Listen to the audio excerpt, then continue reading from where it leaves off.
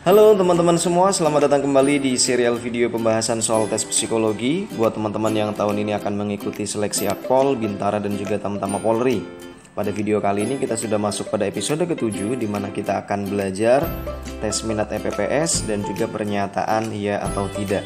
Bersama dengan saya Indra Prima dari Mitra Siswa.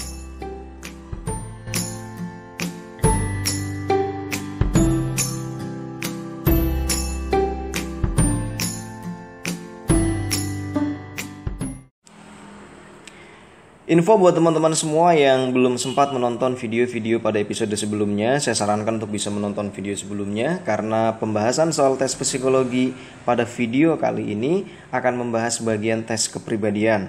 Untuk bagian tes kecerdasan teman-teman bisa tonton pada video episode pertama, kedua, ketiga, dan keempat di mana semuanya membahas tentang tes kecerdasan. Sementara pada episode ke-5 dan ke-6 ini adalah tes tentang kecermatan. Dan episode 7-8 akan membahas tes kepribadian. Dan pada video kali ini kita hanya akan membahas bagian ke-7 atau episode ke-7 yaitu tentang tes minat EPPS dan juga pernyataan ya atau tidak. Pada episode berikutnya yaitu episode ke-8 kita akan membahas pernyataan sangat setuju, setuju, ragu-ragu, tidak setuju, dan sangat tidak setuju. Dilanjutkan dengan pernyataan tentang frekuensi waktu. Oke teman-teman semua, kita mulai dari bagian yang pertama yaitu tentang tes minat EPPS. Saya yakin teman-teman ada sebagian yang pernah coba untuk mengerjakan soal tes EPPS ya, dimana singkatannya adalah Edward Personal Preference Schedule. Tes ini digunakan untuk mengetahui minat dari teman-teman semua terhadap sesuatu teman-teman ya. Jadi ada beberapa hal yang perlu dinilai kecenderungan teman-teman ke arah mana. Kalau versi fullnya itu ada 225 soal yang berisi pernyataan berpasangan ya. Ada A dan B. Di mana teman-teman harus memilih antara jawabannya A atau yang B yang sesuai dengan diri teman-teman semua. Sebetulnya untuk pengerjaan soal tes EPPS ini sangat subjektif teman-teman ya, karena dari semua nanti pernyataan yang teman-teman pilih akan bisa diungkap 15 hal yang ada pada diri teman-teman semua. Jadi mana yang lebih dominan, mana yang lebih tinggi dan seterusnya. Untuk versi full yang 225 soal biasanya diujikan untuk sekolah kedinasan teman-teman ya, dimana contoh pada tahun 2019 itu diujukan di STIP ya, Sekolah Tinggi Ilmu Perhubungan, menggunakan versi full tes EPPS 225 soal. Jadi banyak diujikan untuk kedinasan. Selain tes kedinasan juga banyak diujikan untuk keperluan tes masuk kerja, tes kenaikan jabatan dan lain-lain. Jadi sampai hari ini tes EPPS ini masih umum digunakan untuk berbagai keperluan tes yang berfungsi untuk menguji kepribadian seseorang. 15 hal yang akan dinilai teman-teman ya, yang akan diungkap, akan diketahui seberapa besar. Itu yang pertama adalah tentang achievement. Achievement itu adalah tentang pencapaian atau keberhasilan teman-teman dalam mengerjakan sesuatu. Kemudian yang kedua tentang deference. Nah, deference ini adalah tentang rasa hormat teman-teman ya. Oke, jadi ini tentang pencapaian atau kemampuan teman-teman dalam mengerjakan sesuatu. Kemudian yang akan diuji lagi, akan dilihat lagi adalah tentang rasa hormat.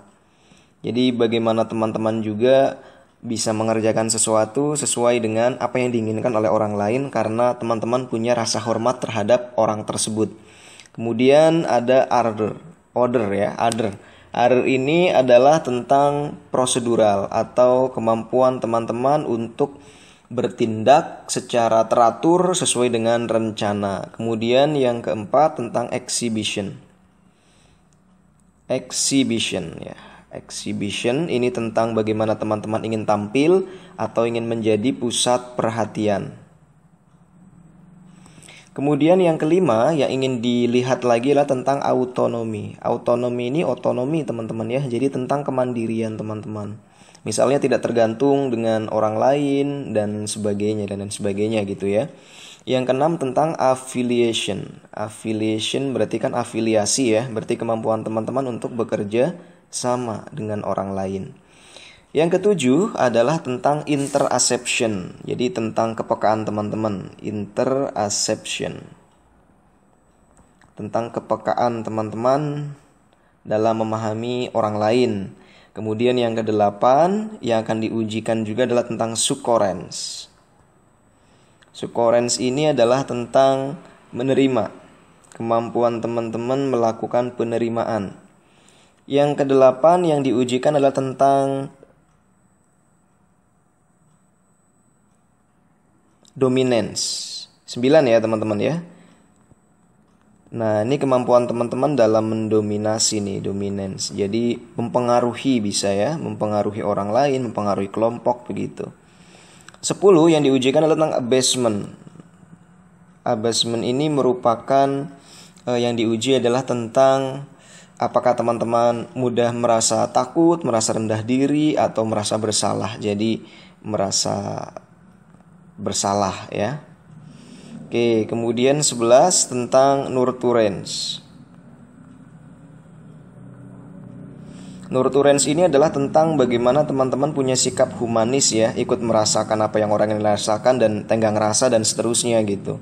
Kemudian change ini adalah tentang bagaimana teman-teman punya hal-hal baru, punya inovasi baru, kreativitas, suka memulai hal baru dan seterusnya. Endurance ini tentang ketekunan atau daya tahan teman-teman ya. Jadi tentang ketekunan teman-teman, tekun dalam mengerjakan sesuatu. Kemudian yang ke-14 adalah heterosexuality.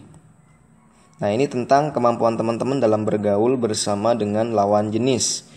Yang ke-15 adalah aggression. Aggression itu kemampuan teman-teman menyerang. Baik itu menyerang pendapat orang lain atau protes ya terhadap hal-hal yang tidak teman-teman sukai. Nah, ini 15 poin yang akan diungkap ketika seseorang mengerjakan tes EPPS teman-teman. Dengan jumlah pertanyaannya itu ada 225 soal berpasangan AB-AB gitu ya. Jadi nanti dari 225 yang sudah diisi, yang sudah dipilih setiap pernyataan mana yang teman-teman lebih sukai, nanti akan bisa diungkap mana yang lebih dominan dari 15 pernyataan ini.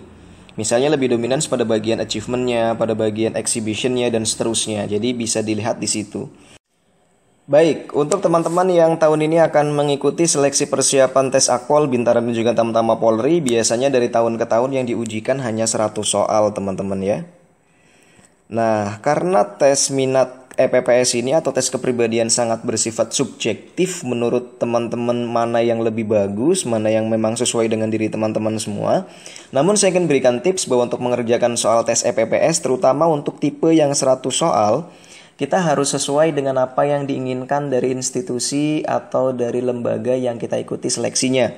Jadi kalau dari hasil kajian kami untuk tes Akpol, Bintara maupun Tamtama Polri, hal-hal yang paling dibutuhkan oleh institusi adalah yang pertama, pernyataan-pernyataan yang perlu teman-teman pilih adalah pernyataan yang mengandung poin atau nilai tentang prosedural.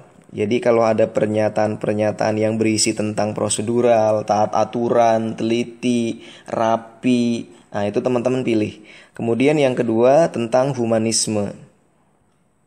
Nah, ini humanisme itu bagaimana memanusiakan manusia ya, punya empati, menolong dan sebagainya. Kemudian yang ketiga, yang perlu teman-teman pilih adalah jika ada pernyataan yang berisi tentang demokratis ya. Jadi misalnya berlapang dada, menerima keputusan, hasil rapat, mengajukan pendapat. Nah, itu adalah hal-hal yang berisi tentang demokratis. Kemudian yang keempat tentang kebenaran. Kebenaran ini bisa ditulis dengan kejujuran teman-teman ya.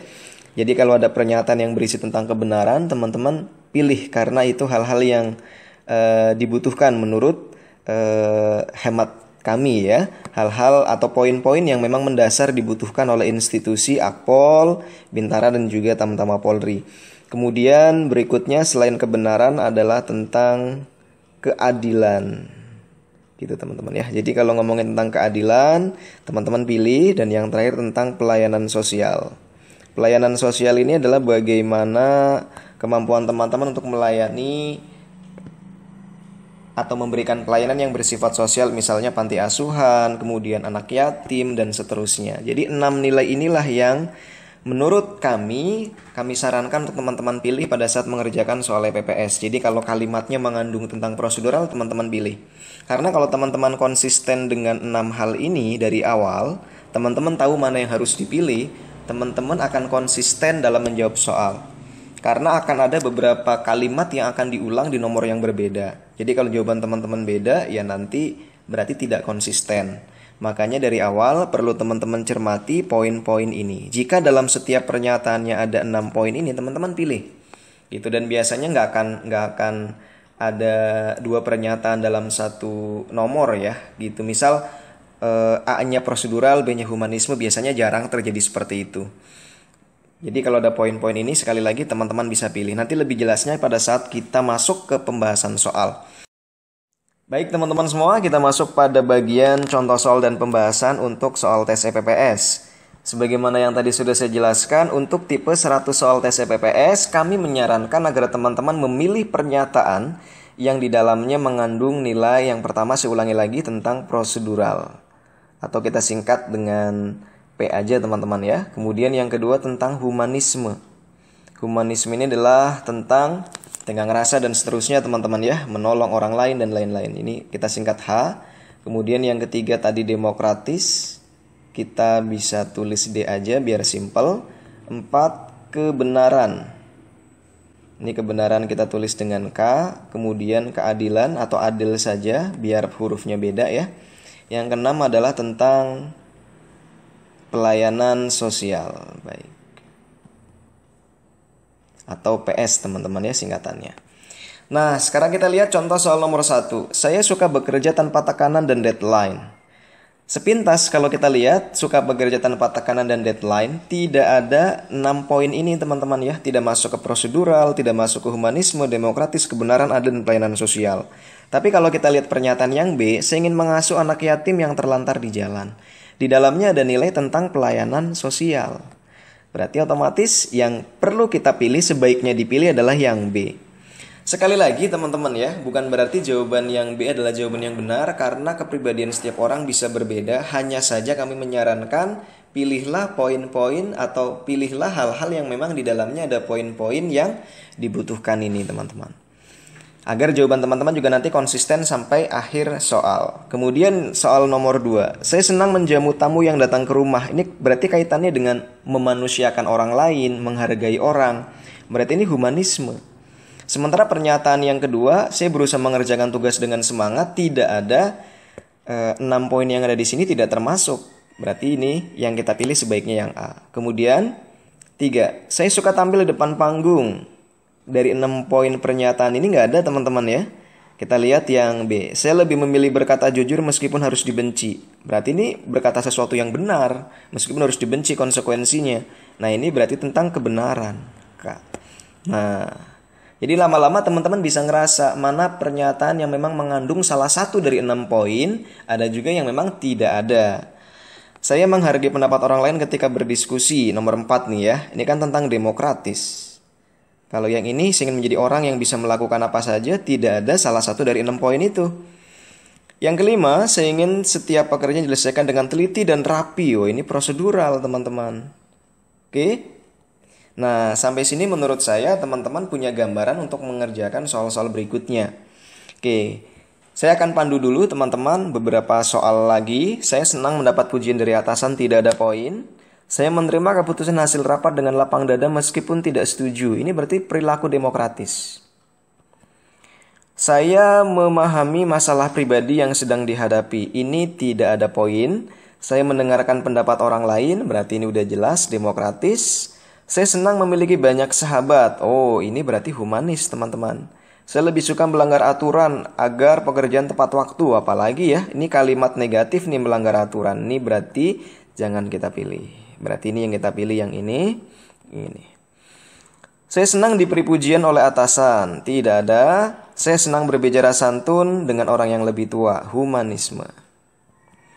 Saya senang dianggap orang pintar. Saya senang dianggap pintar oleh orang lain. Tidak ada poin. Saya menyimpan barang-barang dengan rapi. Berarti ini prosedural teman-teman ya. Oke, 5 soal lagi. Saya senang ikut kegiatan sosial yang melibatkan lawan jenis. Nah, melibatkan lawan jenis tadi heterosexuality kalau dari 15 poin teman-teman ya. Tapi kita lihat, saya membagi tugas dengan adil kepada anggota saya. Yang ada di 6 poin tadi adalah tentang keadilan. Berarti ini yang kita pilih. Saya mudah memaafkan orang yang menyakiti hati. Saya senang berkegiatan sosial yang melibatkan lawan jenis. Nah, sepintas kita melihat ini tentang kegiatan sosial tapi melibatkan lawan jenis.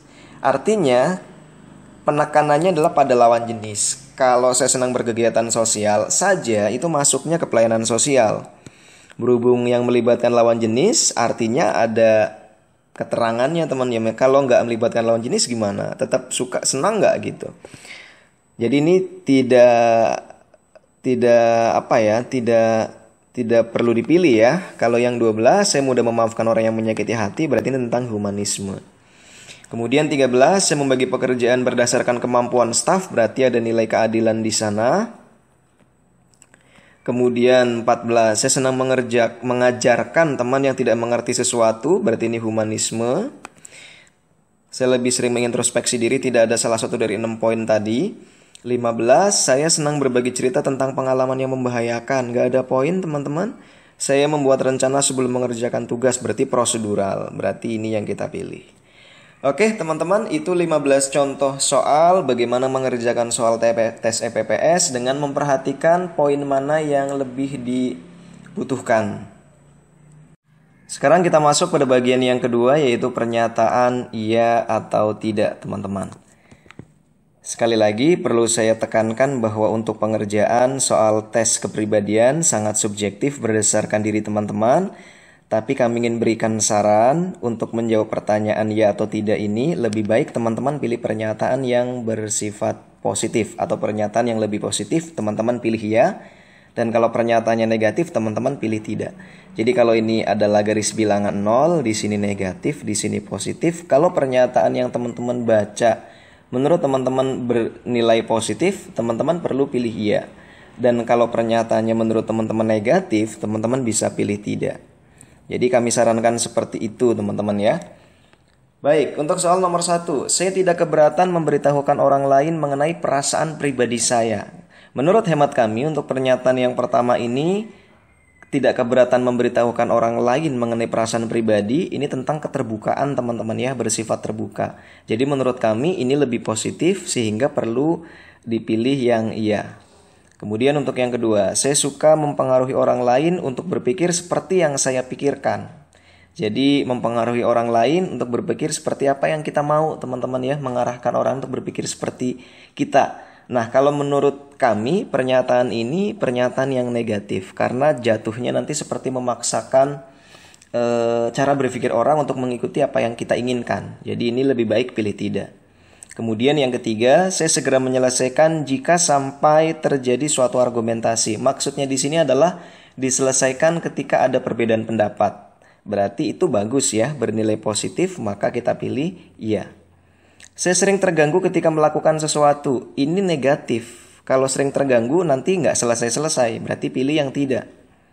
Saya tidak tahu apa yang akan saya lakukan tanpa teman-teman saya. Berarti bergantung dengan orang lain. Ini negatif, pilih yang tidak.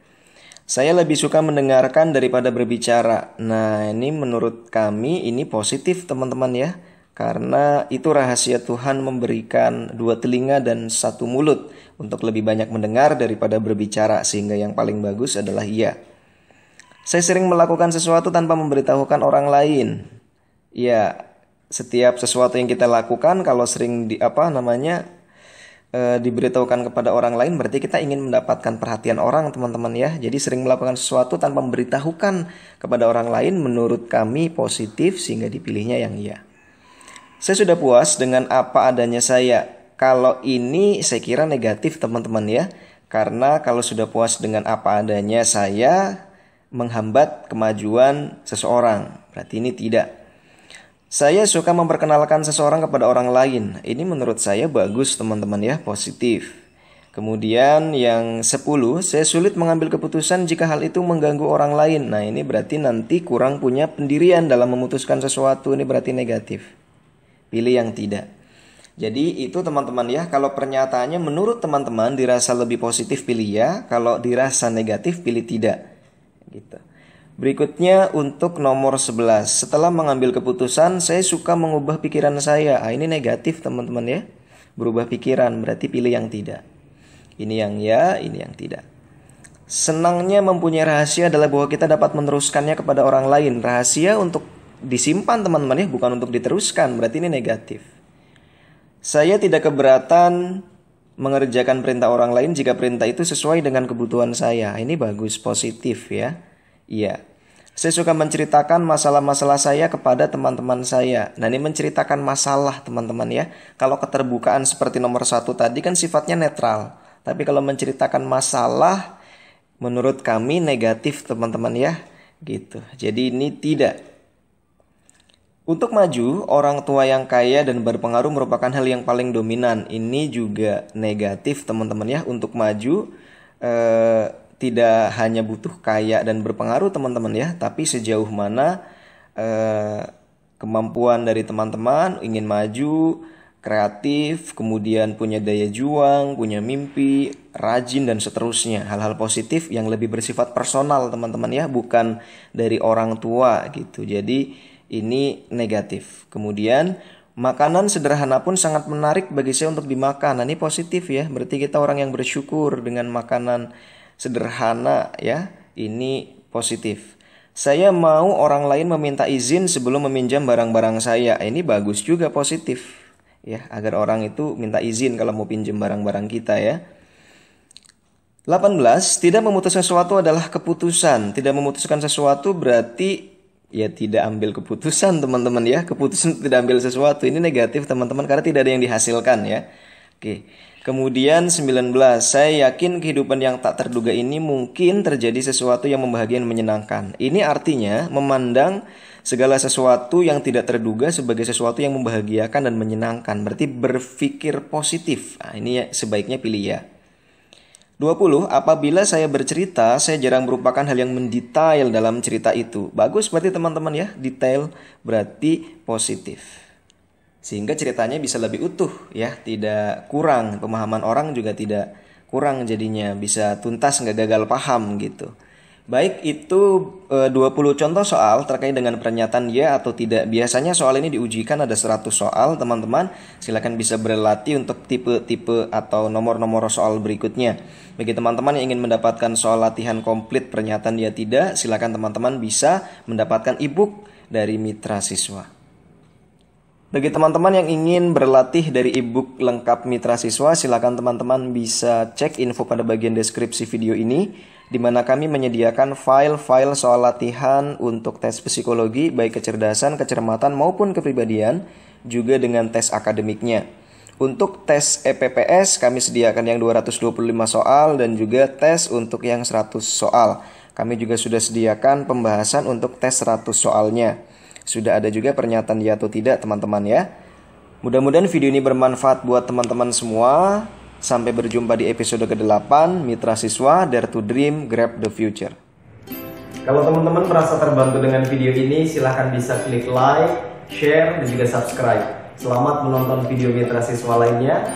Dare to Dream, Grab the Future.